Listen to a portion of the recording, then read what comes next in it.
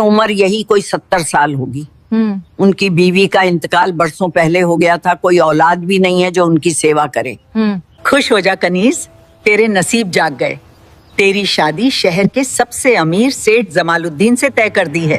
चुपचाप निकाह के लिए तैयार हो जा, वरना इस घर के दरवाजे तेरे लिए हमेशा के लिए बंद हैं।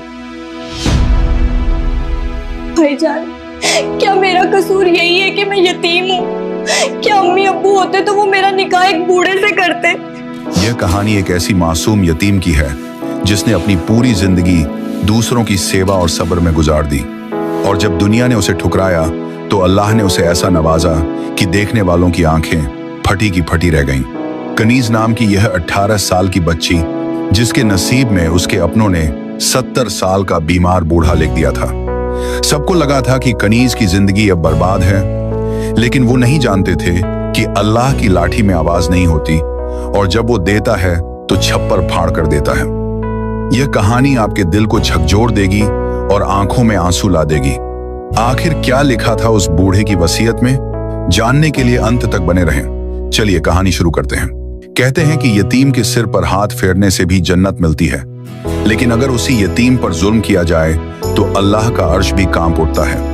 यह दास्तान है एक छोटे से कस्बे की रहने वाली कनीज की। कनीज महज 18 साल की थी, लेकिन उसकी आंखों में 80 साल के बुजुर्ग जितना गम और खामोशी थी। जब वह बहुत छोटी थी तभी उसके वालिद और वालिदा एक सड़क हादसे में अल्लाह को प्यारे हो गए थे। उसके बाद से कनीज अपने बड़े भाई राशिद और भाभी सलमा के रहम ओकरम पर थी। भाई राशिद तो दिल का बुरा नहीं था, लेकिन वह अपनी जुबान दराज बीवी सलमा के आगे बिल्कुल बेबस था। सलमा एक ऐसी औरत थी जिसके दिल में रहम नाम की कोई चीज नहीं थी। उसे कनीज एक आंख नहीं भाती थी। उसे लगता था कि यह लड़की उनके घर पर एक बोझ है जो मुफ्त की रोटियां तोड़ती है। सुबह की अजान के साथ ही कनीज की जिंदगी की जद्दोजहद शुरू हो जाती थी। अभी सूरज निकला भी नहीं होता कि सलमा की कड़वी आवाज पूरे घर में गूंजने लगती। अरे ओ कनीज, अभी तक सो रही है महारानी? उठ और चूल्हा जला, मेरे बच्चों को स्कूल जाना है। कनीज अपनी फटी हुई चादर हटाती और या अल्लाह मदद कर कहकर उठ जाती। कड़ाके की ठंड हो या तपती गर्मी, कनीज के लिए कोई छुट्टी नहीं थी। वह पूरे घर का झाड़ू पोछा करती, कपड़े धोती, बर्तन मांजती और फिर सबके लिए खाना बनाती। लेकिन इतना सब करने के बाद भी उसे खाने को क्या मिलता? रात की बची हुई रूखी सूखी रोटियां। सलमा अपने बच्चों को तो घी लगाकर पराठे खिलाती, लेकिन कनीज के सामने एक सूखी रोटी फेंक कर कहती, ले खा ले और अल्लाह का शुक्र मना कि तुझे छत मिली हुई है, वरना यतीमों को तो कोई भीख भी नहीं देता। कनीज चुपचाप वह रोटी उठाती, अपनी आंखों से बहते आंसुओं को पोंछती और दिल ही दिल में कहती, ऐ मेरे मालिक, तू तो सब देख रहा है, मुझे सब्र दे। कनीज इतनी खूबसूरत और नेकदिल थी कि देखने वाले कहते थे कि यह तो कोई हूर है, लेकिन उसके मैले कुचैले कपड़े और उदास चेहरा उसकी खूबसूरती को छिपा लेते थे। वक्त गुजरता गया। अब मोहल्ले के लोग दबी जुबान में बातें करने लगे थे। राशिद भाई, अब बहन की शादी कर दो, जवान लड़की घर में बैठी ठीक नहीं लगती। यह बातें सलमा के कानों तक भी पहुंची। उसे चिंता सताने लगी, लेकिन कनीज की खुशी की नहीं, बल्कि दहेज की। वह सोचती थी कि अगर इसकी शादी करनी पड़ी तो घर से पैसा जाएगा, दहेज देना पड़ेगा। सलमा रात दिन इसी उधेड़बुन में रहती थी कि कैसे इस मुसीबत से पीछा छुड़ाया जाए और जेब से एक पैसा भी खर्च न हो। तभी एक दिन उनके घर एक रिश्ता आया। रिश्ता लाने वाली बुढ़िया ने सलमा के कान में कुछ ऐसा कहा कि सलमा की आंखें चमक उठी। बुढ़िया ने कहा, सलमा बेटी, शहर के बड़े सेठ जमालुद्दीन साहब हैं। बहुत पैसा है, बड़ी हवेलियां हैं, लेकिन बेचारे बहुत बीमार रहते हैं। उम्र यही कोई 70 साल होगी। उनकी बीवी का इंतकाल बरसों पहले हो गया था, कोई औलाद भी नहीं है जो उनकी सेवा करे। उन्हें एक बीवी चाहिए जो उनके बुढ़ापे में उनकी सेवा कर सके, उन्हें दवा दे सके। उन्हें लड़की की खूबसूरती या खानदान से मतलब नहीं, बस सेवा करने वाली हो। और सबसे बड़ी बात, वो दहेज नहीं मांग रहे, बल्कि लड़की वालों को मेहर की बहुत बड़ी रकम देने को तैयार हैं। सलमा का लालची दिमाग तेजी से चला। 70 साल का बूढ़ा, बीमार, इसका मतलब कनीज कुछ ही दिन में विधवा हो जाएगी, लेकिन मेहर की रकम तो मिल जाएगी। लेकिन खाला, वो बीमार हैं तो कितने दिन जिएंगे? अरे डॉक्टर ने जवाब दे दिया है, मुश्किल से 6 महीने या साल भर के मेहमान हैं। बस उन्हें एक सहारे की जरूरत है। सलमा ने मन ही मन सोचा, यह तो सोने पर सुहागा है। कनीज घर से दफा भी हो जाएगी, दहेज भी नहीं देना पड़ेगा और उल्टा सेठ जी पैसे देकर जाएंगे। उसने फौरन हाँ कर दी। शाम को जब राशिद घर आया तो सलमा ने उसे यह बात बताई। राशिद सन्न रह गया। क्या कह रही हो सलमा? कनीज अभी सिर्फ 18 साल की है, वो फूल जैसी बच्ची है। और सेठ जमालुद्दीन 70 साल के, वो तो उसके दादा की उम्र के हैं। लोग क्या कहेंगे? मैं अपनी मासूम बहन का सौदा नहीं कर सकता। तो क्या पूरी जिंदगी इसे अपनी छाती पर बैठा कर रखोगे? तुम्हारे पास है इतना पैसा कि किसी जवान लड़के से इसकी शादी कर सको? आज के जमाने में बिना दहेज के तो कोई कानी लड़की को भी नहीं ले जाता। और सेठ जी इतना पैसा दे रहे हैं, उससे हम अपनी दुकान बड़ी कर लेंगे, बच्चों का भविष्य बन जाएगा। कनीज वहाँ राज करेगी, हवेली की मालकिन बनेगी। राशिद कमजोर दिल का आदमी था। बीवी की जिद और रोज रोज के झगड़ों के आगे उसने घुटने टेक दिए। अगले दिन कनीज को यह फरमान सुना दिया गया। सलमा ने मिठाई का डिब्बा कनीज के आगे रखा और बोली, खुश हो जा कनीज, तेरे नसीब जाग गए। तेरी शादी शहर के सबसे अमीर कनीज के सेठ पैरों तले जमालुद्दीन से जमीन तय खिसक कर दी गई। है। उसने सेठ जमालुद्दीन का नाम सुना था। वो जानती थी कि वो बहुत बूढ़े और बीमार हैं। उसकी आंखों से आंसू छलक पड़े। उसने अपने भाई की तरफ देखा। भाईजान, क्या मेरा कसूर यही है कि मैं यतीम हूँ?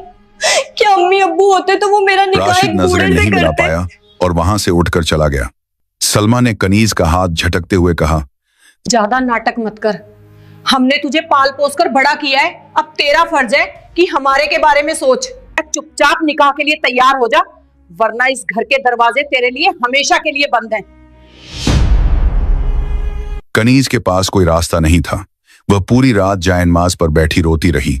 उसने अल्लाह से फरियाद की, या रब्बुल आलमीन, अगर मेरी तकदीर में यही लिखा है तो मुझे इसे सहने की ताकत दे। मैं तेरी रजा में राजी हूँ। निकाह का दिन आया। यह कोई शादी का घर नहीं लग रहा था, बल्कि ऐसा लग रहा था जैसे किसी की मैयत उठने वाली हो। न कोई ढोल, न कोई शहनाई। कनीज को लाल जोड़ा पहनाया गया जो किसी पुरानी संदूक से निकाला गया था। मौलवी साहब आए, सेठ जमालुद्दीन भी आए, लेकिन दूल्हा बनकर नहीं, बल्कि एक मरीज की तरह। वो कार से बड़ी मुश्किल से उतरे और आंख सेठ जमालुद्दीन भी हाथ में लाठी थी और खांस रहे थे। उनके चेहरे पर झुर्रियां थीं और बाल सफेद रुई जैसे थे। मोहल्ले की औरतें छतों से झांक रही थीं और बातें बना रही थीं। हाय बेचारी कनीज, कैसी फूटी किस्मत पाई है, जवानी में ही बुढ़ापा देख लिया। निकाह पढ़ा गया। कनीज ने भारी आवाज में कहा, कबूल है। यह कबूल है। उसने सेठ जमालुद्दीन को नहीं, बल्कि अपनी कड़वी किस्मत को कहा था। निकाह के बाद सेठ जी ने वादे के मुताबिक एक मोटी रकम राशिद के हाथ में थमा दी। सलमा की आंखें पैसों को देखकर चमक उठी। उसने कनीज को गले भी नहीं लगाया, बस इतना कहा, जा अब अपने घर और हमें भूल जा। कनीज अपनी नम आंखों के साथ उस आलीशान कार में बैठ गई। गाड़ी धूल उड़ाती हुई शहर की तरफ चल पड़ी। सेठ जमालुद्दीन की हवेली वाकई बहुत बड़ी थी, लेकिन वहां खामोशी का राज था। चारों तरफ नौकर चाकर थे, लेकिन कोई अपना नहीं था। सेठ जी को उनके कमरे में ले जाया गया। कनीज भी डरते डरते अंदर गई। कमरा दवाइयों की गंध से भरा हुआ था। सेठ जमालुद्दीन पलंग पर लेट गए और जोर जोर से खांसने लगे। कनीज ने अपनी घबराहट को दबाया और जल्दी से पानी का अंदर गिलास भरकर उन्हें दिया। सेठ जी ने पानी पिया और कनीज की तरफ देखा। उनकी आंखों में हवस नहीं, बल्कि एक लाचारगी और दुख था। उन्होंने कांपती आवाज में कहा, बेटी, मुझे माफ करना। मैं जानता हूं ये तुम्हारे साथ नाइंसाफी है। मेरी उम्र तुम्हारे दादा जैसी है, लेकिन मैं मजबूर था। मेरे पास दौलत बहुत है, लेकिन कोई ऐसा नहीं जो मुझे दवा दे सके, जो 2 घड़ी मेरे पास बैठकर बात कर सके। मैं तुम्हें बीवी का दर्जा तो शायद न दे पाऊं, लेकिन तुम्हें किसी चीज की कमी नहीं होने दूंगा। मैंने तुमसे निकाह इसलिए किया, मैं तुम्हें बीवी का दर कर सकूं। कनीज का दिल यह सुनकर पसीज गया। उसके दिल से डर निकल गया और रहम आ गया। उसने अपना घूंघट ठीक किया और बोली, सेठ जी, आप मेरे सरताज हैं। मेरा निकाह आपसे हुआ है तो आपकी सेवा करना अब मेरा दीन भी है और दुनिया भी। आप फिक्र ना करें, मैं अपनी आखिरी सांस तक आपकी सेवा करूंगी। और उस दिन से कनीज की एक नई जिंदगी शुरू हुई। वह सुबह फजर में उठती, नमाज पढ़ती और फिर सेठ जी की सेवा में लग जाती। वह उन्हें अपने हाथों से नहलाती, उन्हें वक्त पर दवा देती, उनके लिए नरम खाना बनाती जो वो आसानी से खा सकें।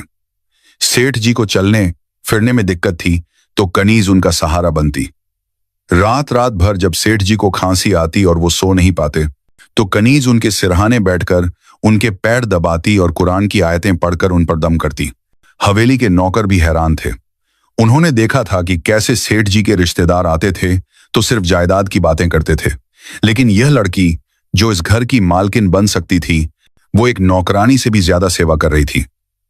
कनीज ने कभी नए कपड़े नहीं मांगे, कभी गहनों की फरमाइश नहीं की। वह सादगी से रहती और बस सेठ जी की सेहत की फिक्र करती। सेठ जमालुद्दीन की सेहत में कनीज की सेवा से थोड़ा सुधार आने लगा। उनके चेहरे पर थोड़ी रौनक आ गई। वो अक्सर कनीज से कहते, कनीज, तुम इंसान नहीं फरिश्ता हो। मेरे गुनाहों की माफी के लिए अल्लाह ने तुम्हें भेजा है। मुझे अफसोस है कि मैंने तुम्हारी जवानी कैद कर ली। सेठ जी, ये तो मेरा नसीब है। अल्लाह ने मुझे आपकी सेवा का मौका दिया, ये मेरी खुशकिस्मती है। उधर सलमा को जब पता चला कि सेठ जी अभी मरे नहीं हैं और कनीज वहां मजे से रह रही है तो उसे जलन होने लगी। वह सोचती थी कि कनीज वहां मालकिन बनकर राज कर रही होगी। एक दिन सलमा और राशिद हवेली पहुंचे। उनका मकसद कनीज का हाल जानना नहीं बल्कि यह देखना था कि कुछ और मिल सकता है क्या। जब उन्होंने कनीज को देखा तो हैरान रह गए। कनीज सादे कपड़ों में थी और सेठ जी के पैर दबा रही थी। अरे कनीज, हमने तो सोचा था तू रानी बनकर बैठी होगी, तू तो यहाँ भी नौकरानी बनी हुई है। भाभी, ये मेरा घर है और ये मेरे शौहर हैं। इनकी सेवा में ही मेरी जन्नत है। सेठ जमालुद्दीन ने सलमा की बात सुन ली थी। उन्हें बहुत बुरा लगा। उन्होंने भांप लिया कि यह औरत कितनी लालची है। वक्त गुजरता गया। 2 साल बीत गए। डॉक्टर ने 6 महीने कहा था, लेकिन कनीज की सेवा ने सेठ जी को 2 साल और दे दिए। लेकिन बुढ़ापा और बीमारी आखिर जीत ही गई। एक रात सेठ जी की तबीयत बहुत ज्यादा खराब हो गई। उन्हें सांस लेने में तकलीफ होने लगी। कनीज घबरा गई। उसने डॉक्टर को बुलाया। डॉक्टर ने चेक करके सिर हिला दिया और कहा, अब वक्त आ गया है। सेठ जी ने इशारे से कनीज को पास बुलाया। उनकी आंखों से आंसू बह रहे थे। उन्होंने कनीज का हाथ अपने कमजोर हाथ में लिया और कहा, कनीज, मैं जा रहा हूँ। मैंने तुम्हें कोई सुख नहीं दिया, सिर्फ सेवा करवाई। लोग मुझे बुरा कहेंगे, लेकिन अल्लाह जानता है कि मैंने तुम्हें अपनी बेटी से ज्यादा माना है। मुझे माफ कर देना। सेठ जी, आप ऐसा मत कहें। आपने मुझे छत दी, इज्जत दी। मैं आपकी शुक्रगुजार हूँ। सेठ जी ने कनीज के सिर पर हाथ रखा और कलमा पढ़ते हुए अपनी आखिरी सांस ली। पूरी हवेली में कोहराम मच गया। कनीज का रो रो कर बुरा हाल था। वह अब दुनिया में फिर से बिल्कुल अकेली हो गई थी।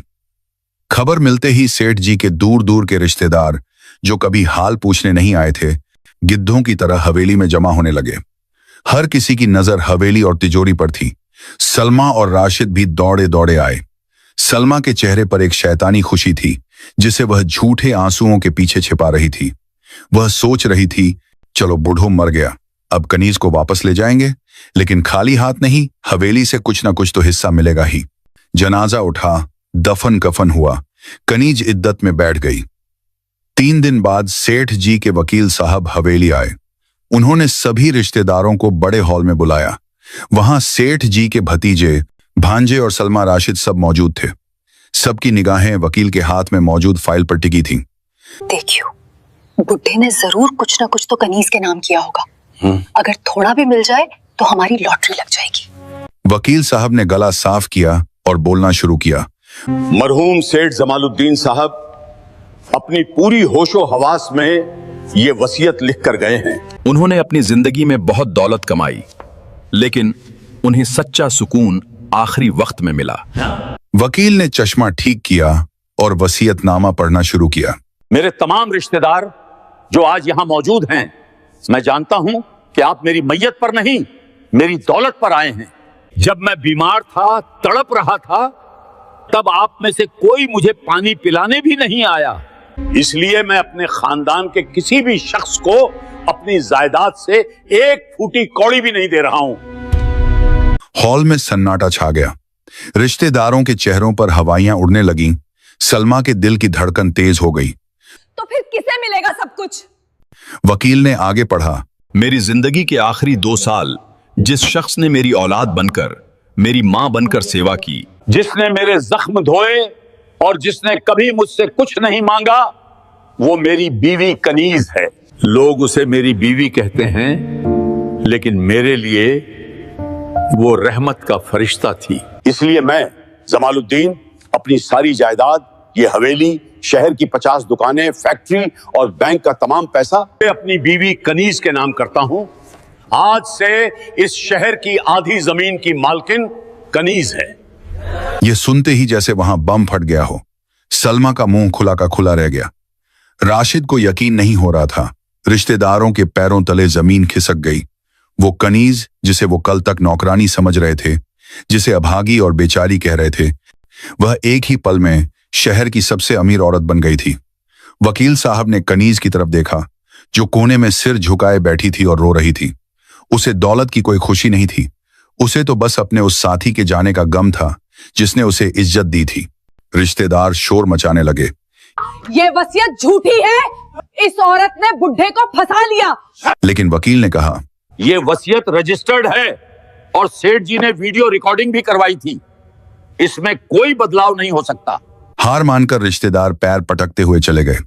अब बचे थे सलमा और राशिद। सलमा का रंग एकदम बदल गया। वह दौड़कर कनीज के पास गई और उसके पैरों में गिर पड़ी। कनीज मेरी बहन, मेरी बच्ची, मुझे पता था तेरी किस्मत में राजयोग है। देख, अब तू अकेली इतनी दौलत कैसे संभालेगी? तू घर चल, मैं और तेरे भाईजान है ना, हम सब संभाल लेंगे, हम सब साथ रहेंगे। कनीज ने धीरे से अपने पैर पीछे खींचे। उसने अपनी नम आंखों से सलमा की तरफ देखा। आज कनीज की आंखों में वह डर नहीं था जो पहले हुआ करता था। एक अजीब सा सुकून और ताकत थी। उसने धीमी लेकिन सख्त आवाज में कहा, भाभी, जब मुझे एक रोटी की जरूरत थी तब आपने मुझे ताने दिए। जब मुझे सहारे की जरूरत थी आपने मुझे 70 साल के बीमार शख्स को बेच दिया। आपने तो मुझे मौत के मुंह में धकेला था। ये तो मेरा अल्लाह था जिसने उस आग को मेरे लिए गुलजार बना दिया। सलमा गिड़गिड़ाने लगी, माफ कर दे, आखिर हम तेरे अपने हैं, खून का रिश्ता है। कनीज ने राशिद की तरफ देखा जो शर्म से सिर झुकाए खड़ा था। खून का रिश्ता तो उसी दिन खत्म हो गया था भाईजान, जिस दिन आपने चंद रुपयों के लिए अपनी बहन का सौदा किया था। मुझे आपकी मदद की जरूरत नहीं है। सेठ जी ने मेरे लिए मैनेजर और वकील छोड़े हैं जो सब संभाल लेंगे। आप लोग जा सकते हैं। सलमा ने बहुत हाथ पैर मारे, लेकिन कनीज ने उन्हें हवेली से जाने को कह दिया। वह जानती थी कि अगर उसने दोबारा इन लोगों को अपनी जिंदगी में जगह दी तो ये फिर से उसे डसेंगे। सलमा और राशिद सिर पीटते हुए, पछताते हुए उस आलीशान हवेली से बाहर निकले। जो दौलत उन्हें मिल सकती थी, उनके लालच और जुल्म ने उसे हमेशा के लिए उनसे दूर कर दिया था। कनीज ने उस दौलत का इस्तेमाल ऐश और आराम के लिए नहीं किया। उसने सेठ जमालुद्दीन के नाम पर एक बड़ा अस्पताल और यतीम खाना खोला। वह यतीम बच्चियों की शादी करवाती, बेवाओं की मदद करती। लोग उसे अब कनीज बीवी नहीं बल्कि कनीज मां कहकर पुकारते थे। दोस्तों, यह कहानी हमें सिखाती है कि इंसान चाहे कितनी भी चालाकी कर ले, तकदीर अल्लाह लिखता है। जो दूसरों के लिए गड्ढा खोदता है वह खुद उसमें गिरता है, और जो सब्र करता है और अल्लाह के फैसले पर राजी रहता है, अल्लाह उसे वहां से देता है जहां से उसे गुमान भी नहीं होता। कनीज ने सब्र किया, सेवा की और अल्लाह ने उसे फर्श से अर्श पर पहुंचा दिया। आपको यह कहानी कैसी लगी? क्या कनीज ने सलमा और राशिद को माफ न करके सही किया? अपनी राय कमेंट में जरूर बताएं। अगर कहानी पसंद आई हो तो इसे अपने दोस्तों के साथ शेयर करें।